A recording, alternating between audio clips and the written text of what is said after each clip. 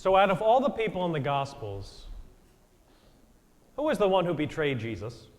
Who betrayed him the most? Judas. See, for most of us, when we think of the person who betrayed Jesus the most, we immediately think of Judas. Judas was one of Jesus' best friends. He followed him around for years, ate every meal with him. Judas witnessed every miracle Jesus ever did. He saw him raise the dead, cure the blind. And yet when push came to shove, Judas stabbed his very best friend in the back for a few small coins. Judas did indeed betray Jesus. You can't deny that. But Judas wasn't the one who betrayed him the most. Do you know who did? Peter. You see, Judas gets a bad rap. He's the traitor, he's the betrayer. But St. Peter did something far worse. You know, Judas betrayed Jesus in one moment. It was one kiss, one betrayal, one instance. But Peter, 3 times, had to deny Jesus.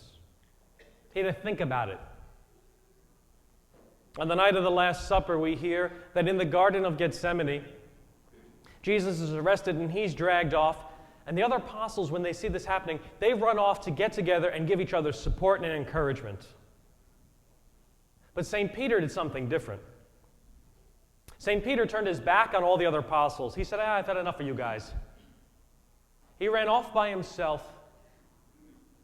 And when he saw his supposed Messiah, his supposed Savior, arrested in front of his own eyes like a common criminal, Peter's like, you know what? This isn't my guy. Enough of this Jesus nonsense. He's a sham, he's a charlatan, he's a disappointment. He was all talk and no say. And Peter runs off by himself. And we're told that he's standing around this small fire, and he's keeping warm. And one by one, people are coming up to him, and they're asking him, hey, wait a minute.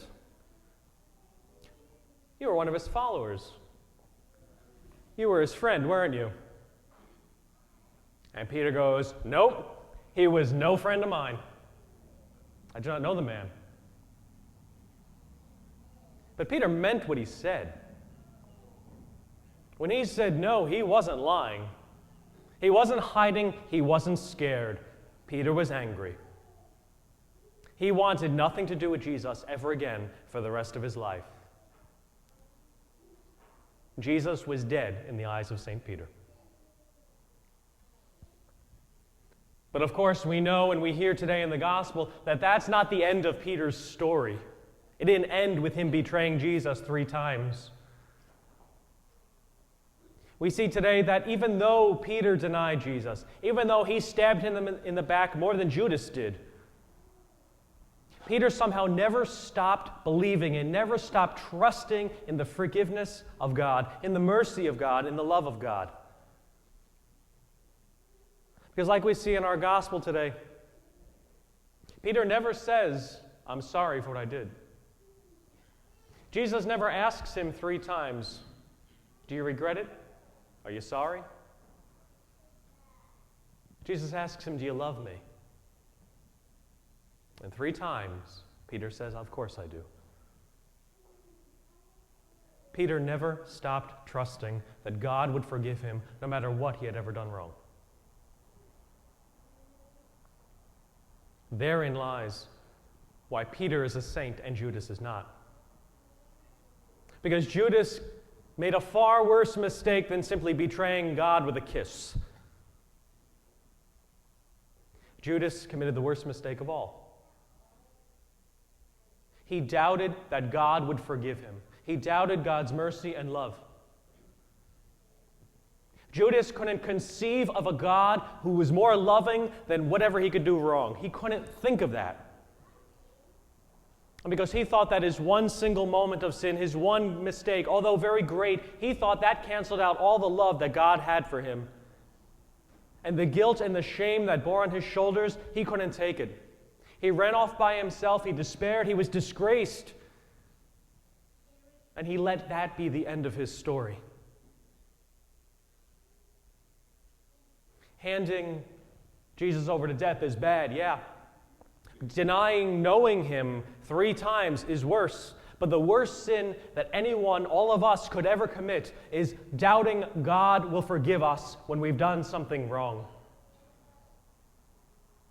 Because the story today could have been different. It could have been St. Peter, it could have been Judas, sitting there with Judas or Jesus on the seashore.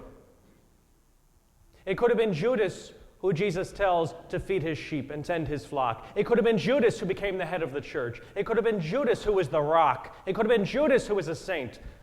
But it wasn't. Because Judas doubted God's forgiveness.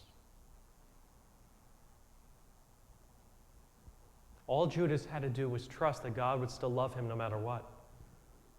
And he would have been forgiven in the same exact way Peter was. No questions asked. And the same is true for us. None of us are perfect. We know that. We all make mistakes, we all sin, we all do things we regret. But have you ever wondered if God would forgive you? Truly forgive you? Have you ever questioned God's love for you? Or wondered if God would be merciful?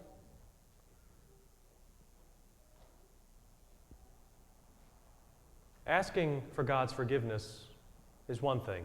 It's a little tough. But accepting God's forgiveness, letting Him wipe our slates clean, even though we don't deserve it, could be a whole lot tougher. A real disciple lets Jesus wash us clean, bring us back, and get us right back on the road. God always forgives us. But do we want Him to? Do we accept it?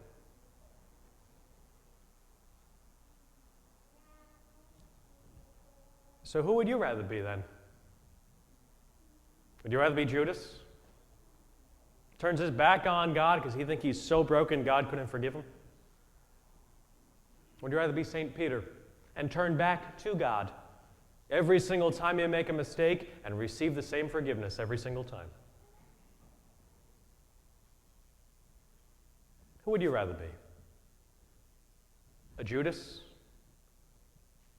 or a saint?